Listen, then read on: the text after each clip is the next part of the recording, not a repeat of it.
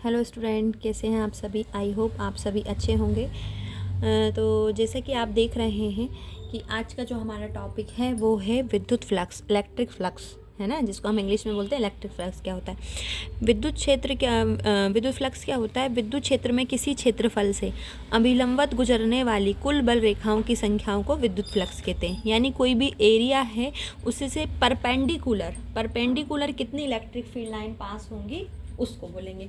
जैसे कि मान लीजिए ये एक फ्लक्स है ना, कि या आप ऐसा भी एग्जांपल ले सकते हैं, जैसे ये एक आपका एरिया होगा, इससे कितनी इलेक्ट्रिक फील्ड लाइन परपेंडिकुलर पास हो रही है ना, ये ऐसे परपेंडिकुलर पास हो रही हैं, उन्हीं को क्या बोलते हैं हम? Electric flux. जैसे आपको डायग्राम में भी दिख रहा होगा, इसका फॉर्मूला होता है d∅ = और इस वेक्टर फॉर्म को जब अपन ओपन करते हैं तो क्या आता है? EA cos theta. ये अगर जो बच्चे इंग्लिश मीडियम वाले हैं तो वहाँ पर मैंने डेफिनेशन इंग्लिश में भी लिख के रखी है, ठीक है। तो अब इसका अगर हम विमीय सूत्र बनाना चाहें, यानी जिसका हम डायमेंशन फार्मूला बोलते हैं, अगर डायमेंशन फार्मूला लिखना चाहें तो क्या होगा डायमेंशन फार्मूला?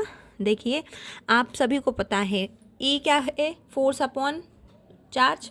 तो फोर्स का डायमेंशन फार्मूला mL/T-2 और चार्ज का AT। ए क्या है?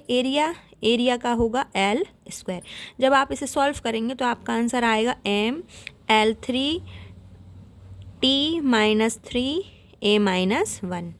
mL/T-2 फोर्स का है, चार्ज का होता है AT और L2 के एरिया का हो गया। जब आप इसको सॉल्व करेंगे mL3T-3A-1, ठीक है।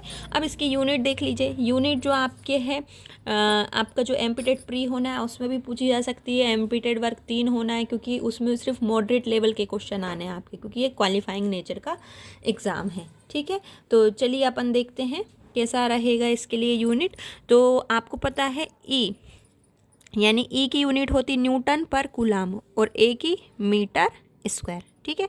न्यूटन पर कूलाम मीटर स्क्वायर, एक तो ये यूनिट ये सभी बच्चे बना लेते हैं, इसको बनाने में कोई भी दिक्कत नहीं है। लेकिन इसकी एक आती है न्यूटन पर कूलाम, यानी आपको याद होगा कि अगर मैं इसको ऐसे लिख लूँ, newton metre into metre upon coulomb. Newton metre क्या हो जाएगा आपका? वर्क की यूनिट हो जाएगी न्यूटन मीटर, जिसको हम बोलते हैं जूल। तो इसको हम ऐसे लिख सकते हैं, जूल पर कूलाम इंटू मीटर, और जूल पर कूलाम को बोलते हैं हम वोल्ट। तो ये होती है वोल्ट मीटर। एक यूनिट होती है वोल्ट मीटर, एक होती है आपकी न्यूटन पर coulomb metre square. I hope आपको ये समझ में आया होगा। अब इसके कुछ केस होते हैं। केस देखिए क्या होते हैं।